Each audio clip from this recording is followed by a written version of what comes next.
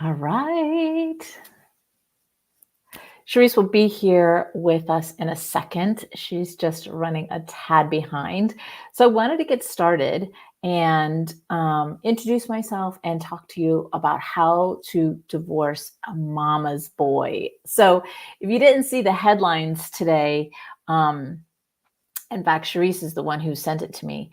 It's Mike Ebbs apologized for his wife publicly for lying and cheating. He says he has issues with his mother and has never treated a woman right. And I was like, OMG, is that not perfect for our topic today? How to successfully divorce a mama's boy. So, first, I want to get into like what is a mama's boy from my perspective, and when Cherese joins us from her perspective, so there's a clear understanding of what type of a man that we're talking about. So my name is Denise Kavaliauskas. I am a narcissistic abuse recovery coach specializing in high conflict divorces, high conflict cases, divorcing a narcissist, domestic violence relationships, and all things of that realm. And Cherese will be joining us in a second. And I'm the emotional part. I help my clients with the emotional part to successfully divorce a narcissist, keeping the emotions under control so that when the narcissist and the narcissist attorney goes to trigger you, all the things that happen in a divorce, I am the one who teaches my clients how to keep themselves under their emotions under control so that my clients win at divorcing a narcissist. Thank you for the likes. And I do have male clients. I have a male client right now. And so I help women and men. So that's what I do. And I am your divorce queen, Denise. And Cherese is going to be joining us in a second. So here's my perspective on what a mama's boy is. Okay.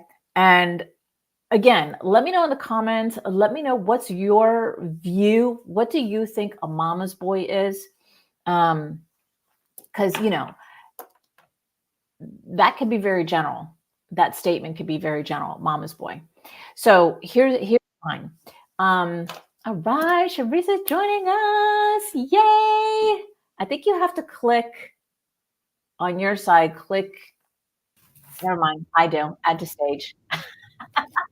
There you are. You're perfect timing. So I was just about to get into my perspective of what a mama's boy is. I already introduced myself. So you introduce yourself so that so they know who you are. Okay, my name is Cherese Band with She Wealth, which stands for Savvy, Healthy, and Empowered. I am a financial lifestyle concierge that is able to help women navigate through their financial life transitions. Yeah, so good. So I was saying, I'm the emotional part. I'm the one who helps with the emotions. And Cherese is the financial genius part. She is the one who helps with the finances, which is so needed because, as I was saying, with these high conflict cases, it's always the money and the children that their number one thing that they go after. And the children include money. Right. Yeah. So I was just getting into, Cherese, like, what is a mama's boy? Because that's a very broad statement. So yeah, let us know what's your view. And I was sharing with them what you had sent me this morning with Mike Ebbs about Mike Ebbs. So I want to be clear that it's not to be confused with someone who is showing respect and or taking care of their mothers because they are their mothers, right? And Mm-hmm. maybe depend on our age, as people age, they need help and they might need to, that's not what we're talking about. Right. Last week in our discussion, it came up as to how mothers coddle their children and particularly their sons too much, Mm-hmm. which leads to a dysfunction later on in Mm-hmm. life. Mm-hmm. And the mother becomes codependent on the son. And then the son, in turn, does not know how to navigate that in his adult life. And Mm-hmm. then you have the extreme where the son may resent the mom for actions that took place or didn't take place while he was younger. And now, as an adult, he's not sure how to navigate through uh, relationships and or life, and hence the posts that came up. Yeah. I was like, how timely. Perfect. Yeah, Yes. exactly. Yeah. So I'm going to give example of a client that I have now who's divorcing what I would perceive as a mama's boy. But what I wrote down before that is basically because my ex was like that too, right? Very dysfunctional relationship with his mom. It's an unhealthy relationship to his mom. Still clingy. Like she's still clingy to him. He's still clingy to her. Very codependent, like you were just sharing. Um, the mom has no boundaries with her son and vice versa, right? There's no boundaries there. There's a lot of intrusion and spends time with her like he's still a child. And that's where it gets obvious to me anyway. So I have a client right now who's divorcing a man and he like to the extreme where he spends the night at his mom and dad's house 2 to 3 times a week. That to me is like very unhealthy. Yeah. Not only is he a husband, but he's a father. And Right. instead of spending time with his son and putting his son to bed and like creating like bedtime rituals or being with his wife after the baby goes to sleep, like all that, he's still clingy and codependent with his mom and dad at his mom and dad's house. And that to me is what a mama's boy is. Yeah, somebody put mama's boy depends on positive feed or approval from mama. Yeah. Exactly. Yeah. Oh, look, we're in the same room. Yeah, it's like I need to do something fun. Yeah. So there's this unhealthy dynamic between the son and the mom. Yes. And that creates codependency and that creates where, like you were saying, where when they don't have a healthy relationship with the first female in their world from birth, how are they going to develop a healthy relationship with other females in their world as they grow up to be men? Same thing for women. We're just focusing on this right now. This all applies to the opposite gender. So when he grows up with a woman who's been clingy, codependent, all of those things, then he's never going to, unless he purposely learns, he's never going to have a healthy relationship with a woman because he thinks every woman is like that. Every Right. relationship with a woman is like that. So that's where the lying and the cheating and the manipulating ways and all the things come into play because that's what's been shown to him. That's what's been exampled to him. That's what he's experienced since he was a child. Right. Mm-hmm. Yeah. So what happens? Okay, so let's talk about like the lack of the boundary, right? And the mom is like over. My daughter calls it helicopter mom. Yep. Mm-hmm. She's like overshadowing him, right? And Mm-hmm. everything. So it's called enmeshment. That's the psychological term, and I'll just read it. Mm-hmm. So, mother and son enmeshment refers to an unhealthy, overly close relationship where boundaries between a mother and her son are blurred. It often involves emotional dependence, lack of individual identity, and difficulty pursuing separate lives. Enmeshment can hinder personal growth and independence. So just imagine Mm-hmm. now that this young man is transitioning into a man, right? And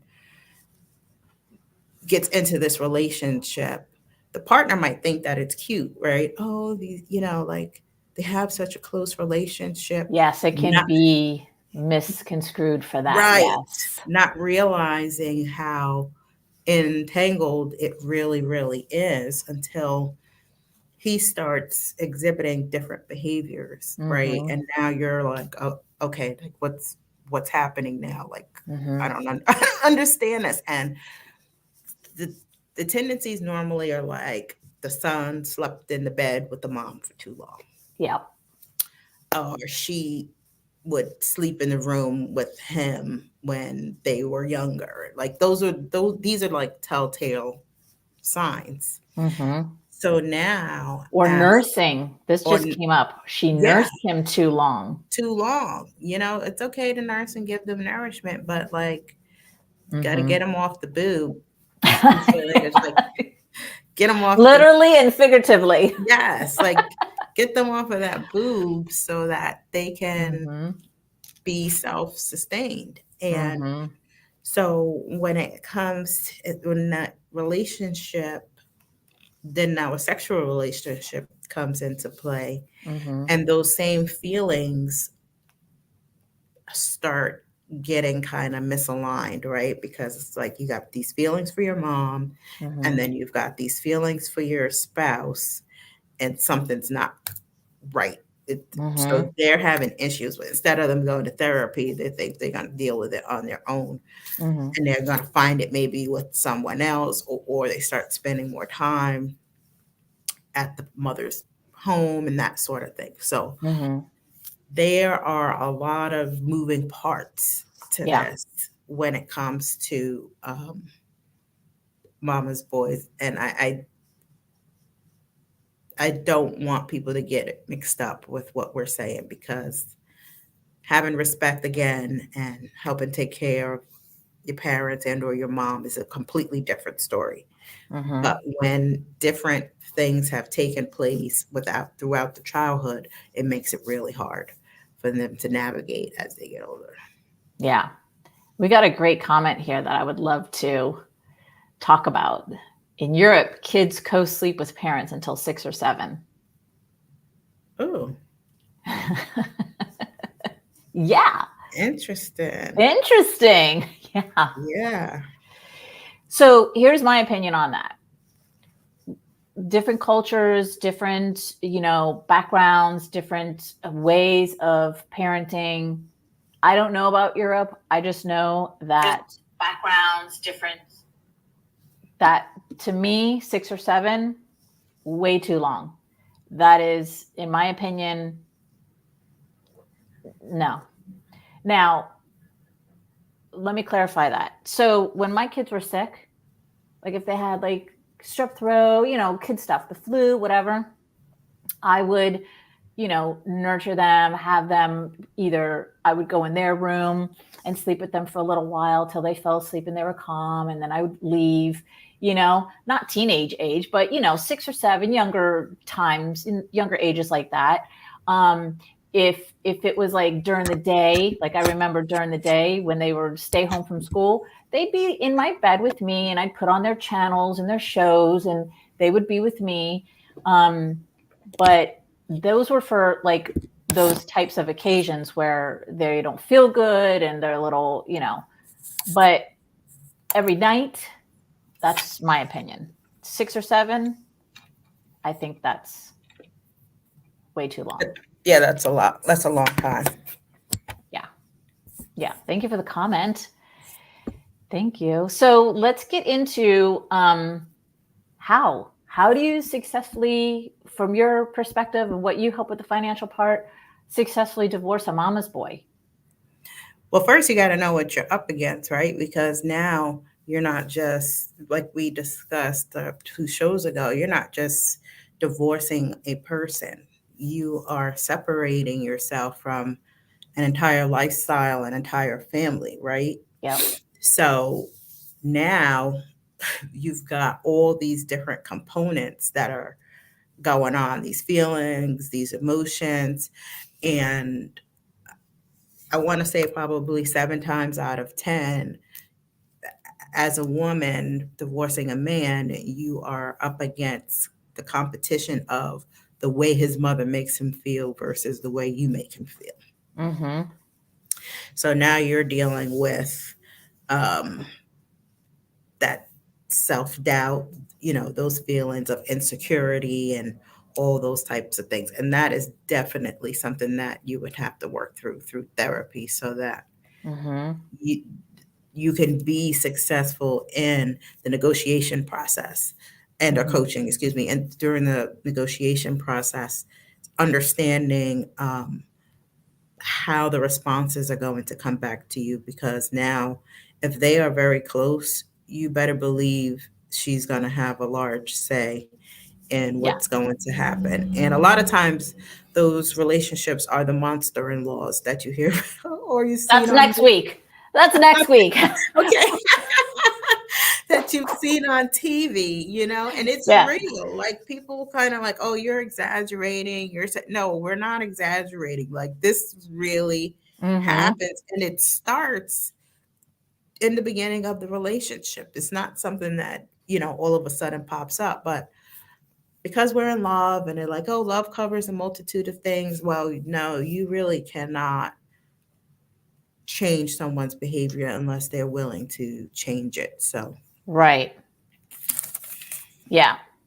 Um, and there's the movie, right, with J Lo and Jane Fonda, the Monster-in-Law, and that's a perfect example because there's where the dysfunction in the movie it portrays that he's the healthy relationship part, and she's she's the overbearing or whatever, but that's a movie. That's not real life because in real life he would be just as into her calling him 7 times a day as she is calling him 7 times a day. But in that movie, I remember she, so he's a doctor and she was somebody big. And so she would call him 7 times a day. And then when he fell in love with the character that JLo plays, the mother-in-law, the monster-in-law is jealous. right. That's really like the first sign that, oh, because I remember my ex's mom was jealous of me. She Yep. she portrayed it that I am white and I'm not Spanish because they're Cuban. Hmm. But it wasn't that. It was she was jealous of me. And then when we got married and had kids, there was like, I remember a few times that she attempted to try to be a good mother-in-law because I Hmm. was just this 19-year-old. When I married him, I was 21, but when I got together with him, I was 19. I was a 19-year-old young, didn't know shit girl getting into this toxic family, had no clue what I was about to get into, had no clue of anything that we talk about now, like these types of mothers and things. It was my first experience, but I did notice like she was jealous and she would do things to make me jealous. Like Right. one time I remember she hung up a picture. It's like those calendar picture things you can get at the state fair where they put your Hmm. picture and then the whole year. She hung that in plain view for me to see of my then boyfriend, her son, and his ex girlfriend.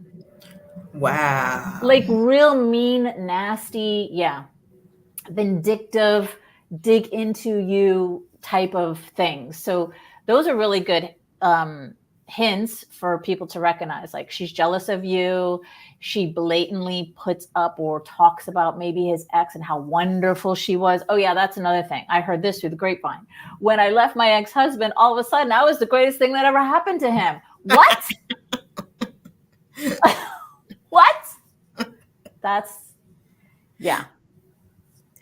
And some of the clues, right, are very subtle in the beginnings. We might Mm-hmm. not realize them. They might spend a lot of time Mm-hmm. there on a weekly basis, right? Or rituals, or I don't want to say, because traditions are different. They're a little bit traditions are a little bit different, but habits, right, that they might have of Mm-hmm. visitation. And is he willing to change those things a little bit? And how would she feel now that there's another woman coming into his life?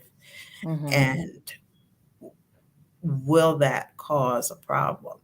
I Mm-hmm. know, if you don't mind me sharing my personal No, go experience, ahead. Mm-hmm. you know, I he lived at home, never Mm-hmm. lived on his own. And Also another sign. How old was he at the Yes, time? right. And he moved from her house to my house, and I was, Uh-huh. and at that point in time, I was going through a really stressful, depressing point in my life, and I didn't have the, what can I say, stand up ability to Mhm. stand up for myself and say, this is not right. Like, I don't want to do this, you know? Mhm. And then I thought it was cool. Okay, we get to spend a lot of time together and this and that, and blah, blah, blah. But not realizing, so his was the opposite, the extreme. The mom was not very emotionally loving. Mhm. So there was no the emotional attachment. There was a disconnection there, if that makes sense. Mhm. So me thinking, oh, I can change this. I can fill that void. I'll be able to do X, Y, and Z Yep. for him. And, you know, he's really not that type of person and all these things. And guess what? You can't change anybody who doesn't want to That makes change. things so much worse. But you didn't know. I No. did the same thing. You didn't know because from our perspective at that time, so I'm curious, Cherese, how old was he when he moved in with you, when he went from his mom's house to your house? So I was 23 Mhm. and he was 25. Mhm. Yeah. So there's a clue, right? Yep. There's a clue. The jealousy, her being jealous of you is a clue. And Hmm. also what you were just sharing is a clue that Yeah. where's your thought process? If you're thinking, this is to the ladies, if you're thinking, oh, I can change him or I can change this or I can make it better. Because I thought the same thing. That's why I was like spot on, because I thought the same thing. I was like, he won't be jealous if we're together because I'll dress this way and I'll act this way and I'll do this and that. Um, when all the time, like you said, there's no changing anybody. There's only changing ourselves. Right. So, yeah, that is such a crucial point that when you come together with somebody, there's nothing, there's no change. The word change shouldn't be anywhere in the vocabulary. I'm going to change you. Well, now that you live with me, or now that you're away from your mom, or now whatever, things are going to be different. Hmm. Yeah. And depending on the type of person that you are and what your needs are, I think that plays a large role because later on, I found out, that she had made the comment, oh, he found someone that will be able to take care of him, so to speak. Mm, And I'm like, I know like the role as a wife, but I'm not your mother, right. you know? Yeah. And what does that look like? Like, so those are the conversations now that on the other side of it, you would have to ask while you're dating, right? Mm-hmm. So for those of you who are not married yet, Mm-hmm. what are their qualities? Like what do they see in the difference between having a significant other, a spouse, a wife, and having a mother? They're not the same things. Mm-hmm. And that shouldn't be expected. Mm-hmm. And I think when it's expected, that's when it causes a lot of problems. Yeah, exactly. So I just asked, let me just pop it here. What's popping in your world after listening to this? So I would love to hear comments of what's coming up for you. What are you thinking? Is this spot on? Is this accurate? Is this bullshit? Like, what do you think now that you've been listening to this for a little while? Let me know in the comment section. It'll pop up here for me and we can respond, or I'll even highlight your comment. It doesn't show who you are, by the way. If anybody's wondering, it doesn't show who you are. But yeah, I want to know, like, what are your thoughts on this? And have you experienced this type of an experience where you had a relationship with somebody who had a dysfunctional relationship with his mom? And how did that go? Because looking back, I've been divorced now for long time. So some of it's a blurred memory, but I do remember, early on the dysfunction that I noticed but ignored, right? And how many of us have seen the red flags and ignored the red flags? Even though I was young, even though I was inexperienced, I saw the red flags and I still ignored the red flags. Mm-hmm. Because where is there, where is there the teaching? And we say this all the time, where is the teaching of children, boys and girls, of how to trust yourself, how to tap into your own body, and that gut feeling that's saying something's off, something is not adding up here. And you don't need to know why. You don't need to know the details of why it's not adding up. You just need to get away, and just, yeah. So here's a great comment. Yes, when the divorce was over, I needed to walk away from the entire family to heal. Yeah. Yeah. Because, And that hurts. yeah, yes, right. You Especially when you're close, when you've been close to the sibling or you've been close to whoever in the family, you are divorcing the whole family. It's just how it has to go. Yeah. Just the way it is. So what are some tips, Cherese, that you have for the listeners of how to successfully divorce a mama's boy? I'm trying to get this up there again. So,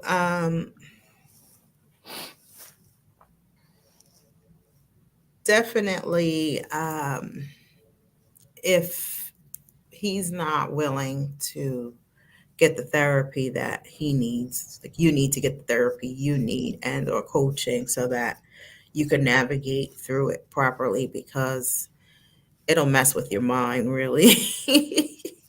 you know your lines are blurred because you Yes. knew what you were coming into, what you thought you were coming into in the Mm-hmm. relationship, but now, it's over and the lines have been blurred for so long, you don't know if you're coming or going. So, first would be to get help. Second would be, a lot of times the narcissistic and or other personality disorders are attached to this because the relationship that he's been in with his mother is not natural, right? Mm-hmm. So now you have to navigate a little bit differently because you're not dealing with, let me say, a regular person who's thinking.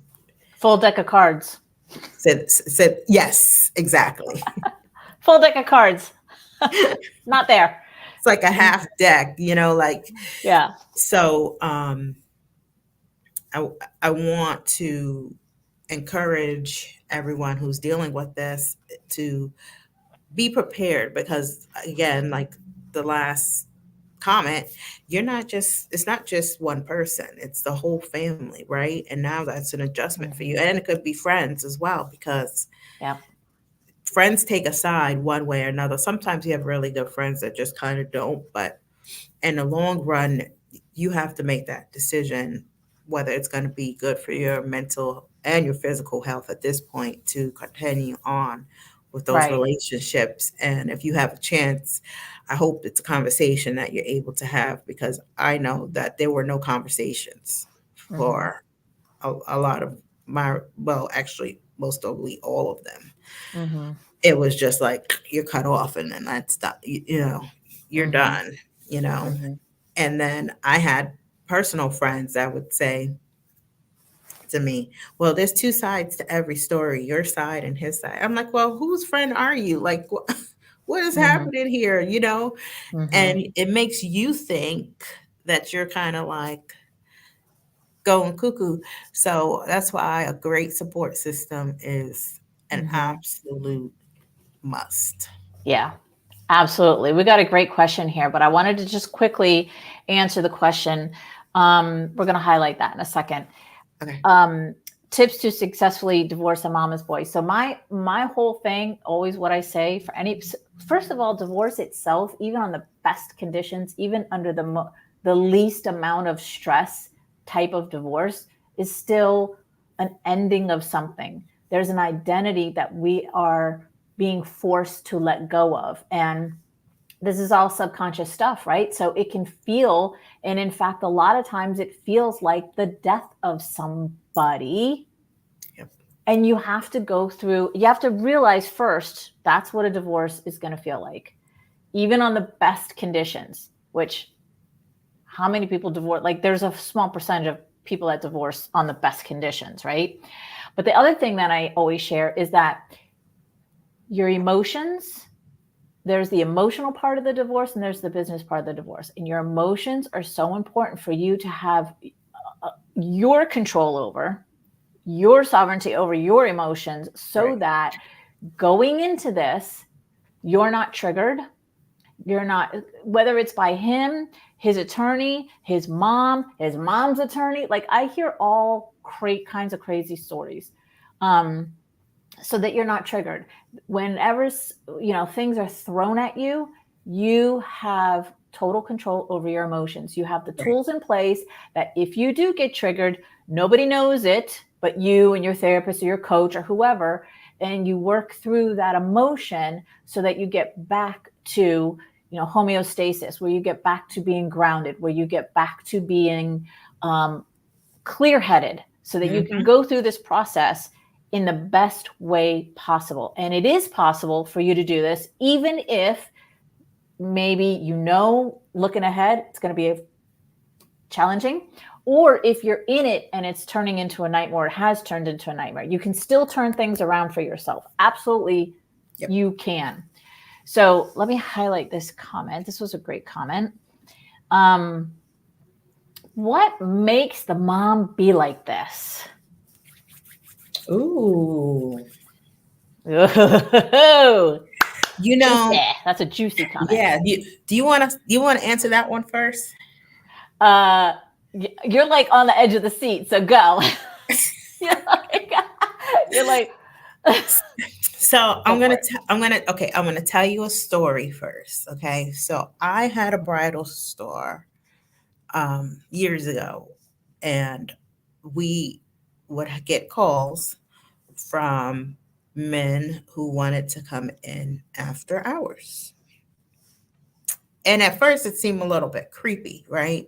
And Mm-hmm. then also, we would get we had a contract with a local place where men would come, and then it was for the LGBTQ community and stuff like that. And then we would bring the dresses there and they would shop and stuff like that.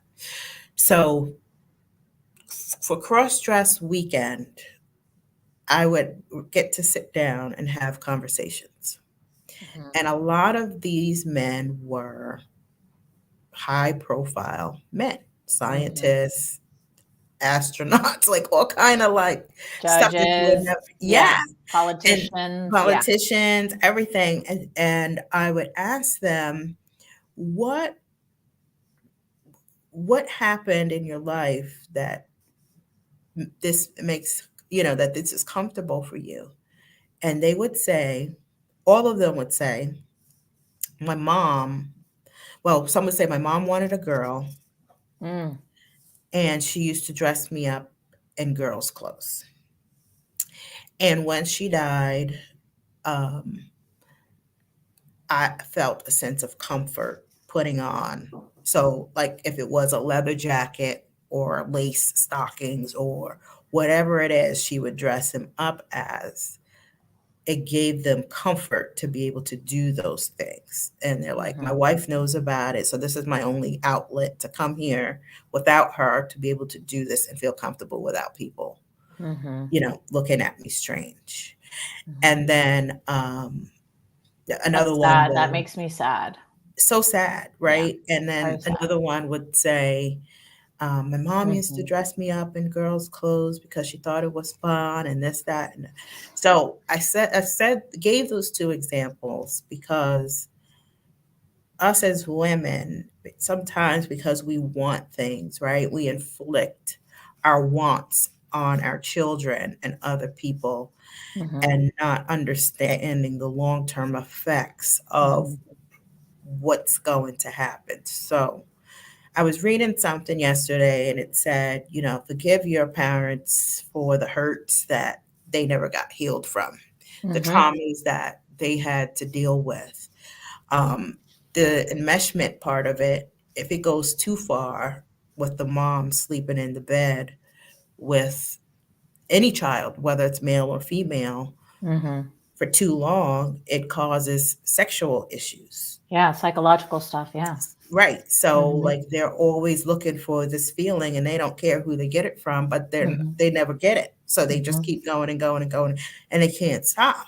Mhm. So it is a mental thing, Yep. right? Mhm. Incapacity, I should say, because I don't want to name it as an illness. Mhm. It's an incapacity that they never have fulfilled that is now passed down and on to the children, Right. and they don't realize the damage that they're doing to their Right. child by continuing these behaviors. Or some don't care. Yeah, Some don't care. They don't think about what this is going to do to my child, and they don't care. And so because they're coming from a very selfish point of view. right. Right. And Yeah, so that was beautiful. And to literally just tag along with what Cherese just said, it boils down to, in a nutshell, when the mom has unhealed, I'll say it nicely because, I want to say it's, unhealed wounds in her world, that will always, guaranteed, always spill out onto the children. hmm And here's why: because she doesn't have a healthy relationship with herself. And if we don't have a healthy relationship with ourselves, we cannot, will not, do not have healthy relationships with other people. It just doesn't happen, because everything begins and ends with you. It has to start with you. You have to have a healthy relationship with yourself in order for you to have a healthy relationship with anybody else, whether that be a partner, your children, coworkers, anybody in your yeah, world. It yep, has to come from you first. And so these women, great question, what makes the mom be like this? She's screwed up in the head. Like, she might have daddy issues. right. That's Yeah. another story for another Yeah. day. But she, Yeah. you know, Yeah, she's got issues. We'll just yeah, say it. She's got issues. And there's this neediness. So having, whether it's the daughter or the son, having this child in the bed with her gives her comfort. And so again, she's not thinking of the long-term effects this is going to have on my child. When my child, I heard one story here locally where the 14-year-old boy, he slept with his mom up to 14 years old. 14. That is insane to me, yeah, because we know, I mean, I have a son. So I know at a young age, my son like would wake up with, he has to pee, you right. know? And That- so 14, way, way dysfunction. So these moms are this way because they come from dysfunction. They come from stuff that is unhealed, and then their wounds are spewing out, whether it's intentional or unintentional, are spewing out to the children. exactly. Great question. And on top of it, they're not teaching this child, right? In addition, most They don't times. know how to teach because No. they don't know themselves. Right. So the child is basically put into a disadvantage when it comes to caring for themselves, for caring Mm-hmm. for the home. They're always depending on this external mother figure, right? Dependency, that's the key word right there, what you said. Because even having like the child in their bed with them for too long, that's a dependency thing. Like, I want to cuddle with you, I want you with me. Get a cat, get a dog, right? Because they can handle the codependency. but Right. but a human, a child especially, cannot. But what happens, okay, so like that cuddling thing. once they get to a certain age, like you said, certain anatomic things happen, right? Great word. So I couldn't think of anything else, but he has to thing, pee. yeah, so certain things happen, and that, like I said before, that feeling now, they've had this feeling of comfort, and now they're looking for it all the They're time, relating it. Yes, they're relating it but in they're their not finding it. brain.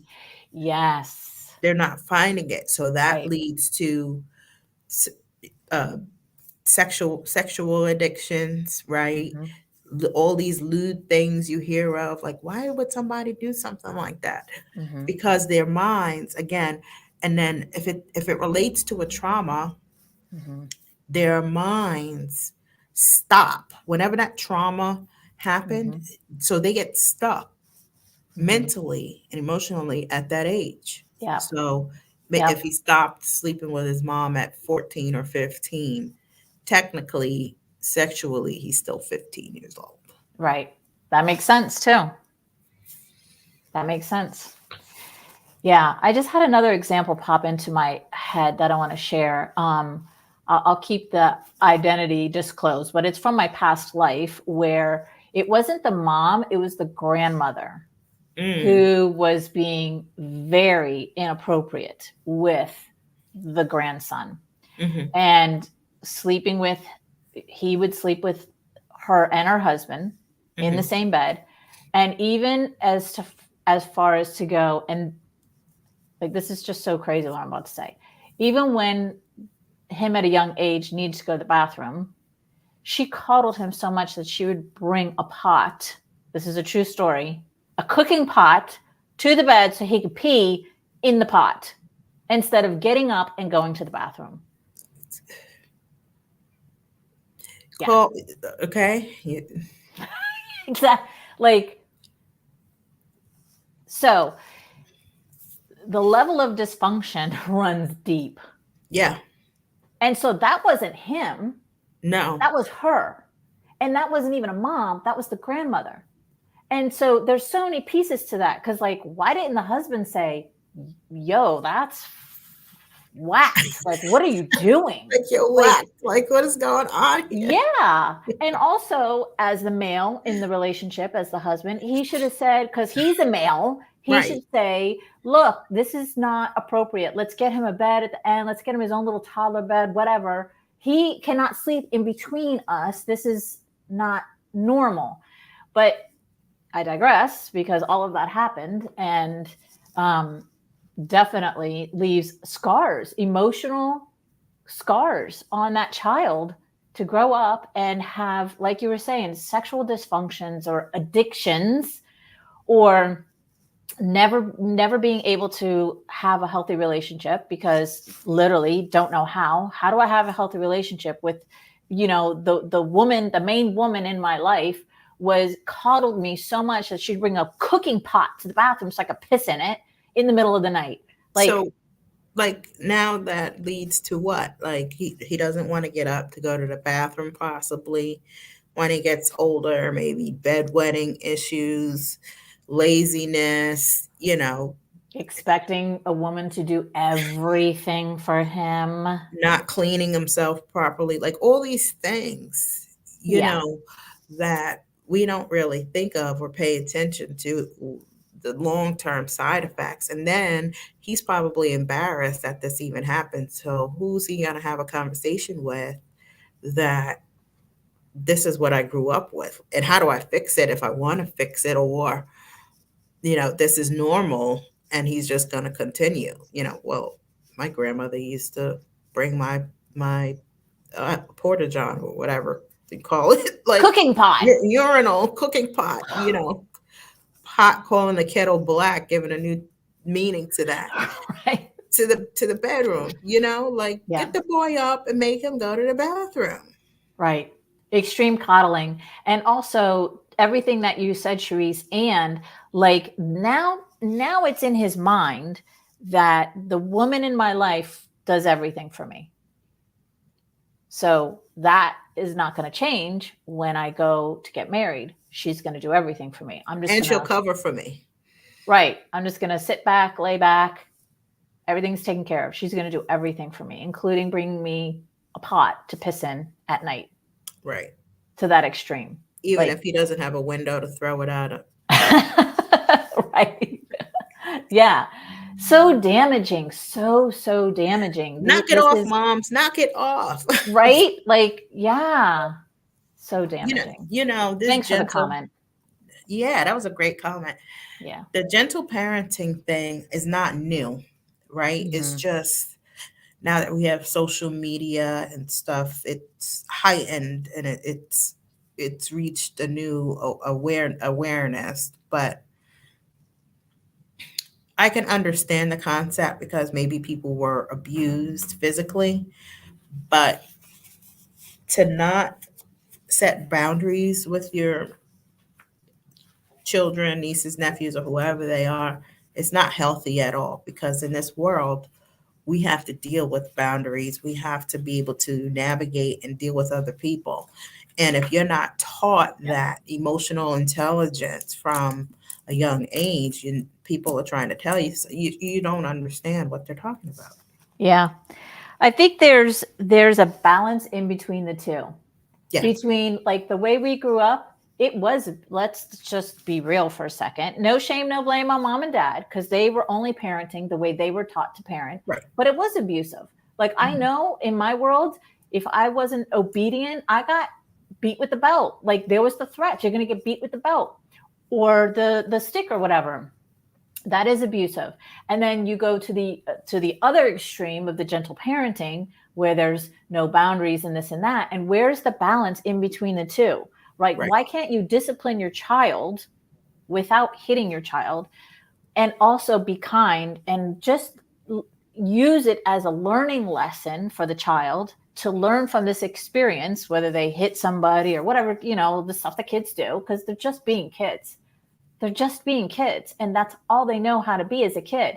right. And their examples are the adults in their world. So Exactly. yeah, why can't they like take from this and take from this and create a balance? Yep. Yeah, wooden spoon belt. Yeah, the belt was mine. I've heard wooden spoon or the stitch. I think they call it the switch, the stitch. I threatened my granddaughter with the wooden spoon. I haven't had to do it in a while, but I'm like, I'm going to get that spoon if you don't stop screaming and acting crazy. Okay, okay. She who's Yeah, like the way we only parent the way we were taught to parent. So yeah, it's funny that you said that because that's the generation of where we're at now, that these young adults are learning the gentle parenting to teach their children, where when you and I were raising kids it was different. Because I very just different. did, I didn't beat my kids with a belt. I hit my kids one time with a belt and it had Mhm. stars on it, and they're 29 and 30 and they still remind me of the star belt. The one time, but I was just doing what I grew up with, what I knew Right. growing up. Like nobody, I never knew anything different. Yeah. And for me, I had my daughter, she was acting up one time and she got it. And from then on, she just said, no, no, I don't want 19 hops. I don't want 19 hops. And I'm like, all right, then just knock it off, you know? Some kids you Right, just get talked to and they, listen, and other times you got to take their stuff away, and that's a whole nother topic. But right. I know when my daughter was pregnant, she would say, "I'm gonna do gentle parenting," and I'm like, "Don't come to me with the Dr. Spock stuff." She's like, "Who's Dr. Spock?" I'm like, There you go. "Yeah, exactly." I'm like, "Look him up."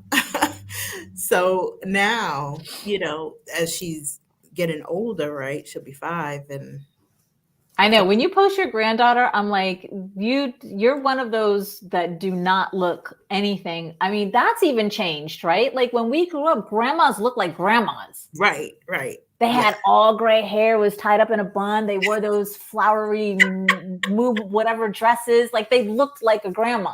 You do not look like a grandma I'm the at new all. age. I'm the new age grandma, Yeah. the Yeah. AI version. Work it, divorce So queen. it was so Yeah. funny. We went to Party City the other day, and she wanted something, and my daughter was warning her before we got in the store not to ask for candy, Mm-hmm. and she threw herself down in the middle of the Mm-hmm. of the floor. So she took her outside, and they went to the car and stuff. So we went out to eat later on, and so her father was like, oh, she's like, oh, she had a meltdown in the store today. So he's like, so what did you do? He's asking my daughter, right? Mm-hmm. I tapped her and I told her to knock it off. So I said, oh, you did? And then I said, did you get tapped for falling out? And my granddaughter's like, huh? Like she doesn't even remember any of it. Right. Yeah. It didn't Yeah. make any impact. So I told her, why did you even bother? Right. Yeah. We got one more great comment that I would love to end our time today with. And Okay. that is my mom was physical, spoon, and abusive words. Mom threatened dad and belt. Dad talked and made us fake cry. He never hit me. So this is a perfect example of how mom being the one toxic, abusive, it's right there. Yep. And here's the thing, men marry a version of their mom Right. in most case scenarios. Well, I mean, we all marry a version of one of the parents, right? And usually boys marry a version of their mom, girls marry a version of their dad. Mm-hmm. And so it sounds to me, just from this one comment, that he was the nice parent and she was the disciplinary, but also being abusive with the disciplinary. And there's a lot of men out there like that. And there's this statistic that I put out there where more women file for divorce than men. So Right. immediately people are like, oh, that's because men are such this, and that. That could be one perspective that you could look Right. at that. It also could be that men put up with a lot more shit than we do. Yep. A lot more. Yep.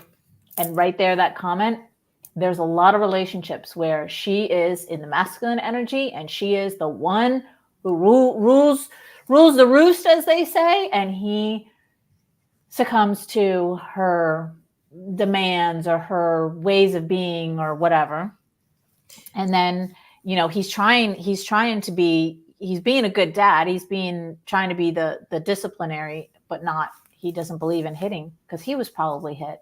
And he probably knows how extreme his mother Wife, or yeah. spouse is. The Yep. mother is, yeah. Yep, exactly.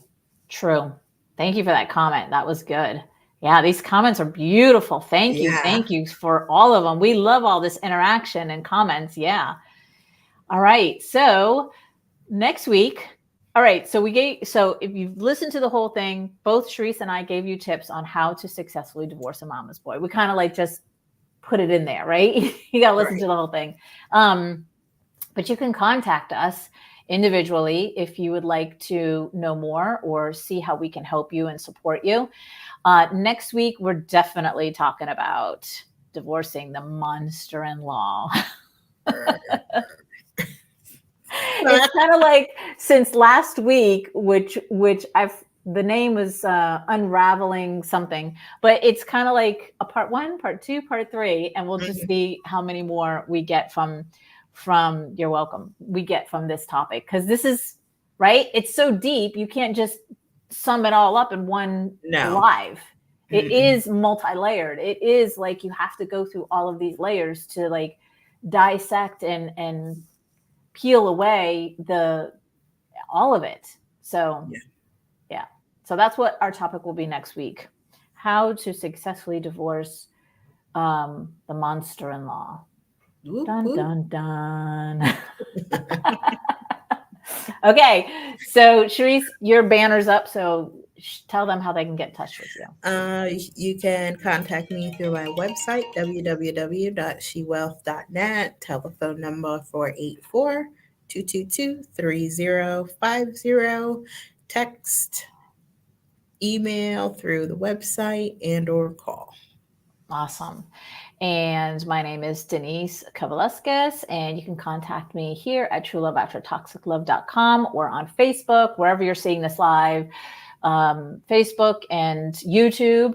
And my specialty is helping you win at divorcing a narcissist. Any high conflict divorce, I mean, the higher the conflict, the better. Like in my world, I love it so much. I want to show you how to navigate out of this in a calm, confident, and courageous way. So you can contact me, trueloveaftertoxiclove.com, or on Facebook with DMs and YouTube. If you just leave a comment below, all of our information is there. And when we do post this up on YouTube, if you go to the description, all of my information and Cherese's information and contact information is there in the description, where you can just click the links and you can contact her or myself with just a click. Yeah. Sounds good. Yeah. Thank you, love. This is so much fun. Yes, absolutely. All right. So next week, how to successfully divorce the monster-in-law. Fun times. Yeah. Bye, everybody. Thank you so much for your Bye. comments and all the love. Have a great day.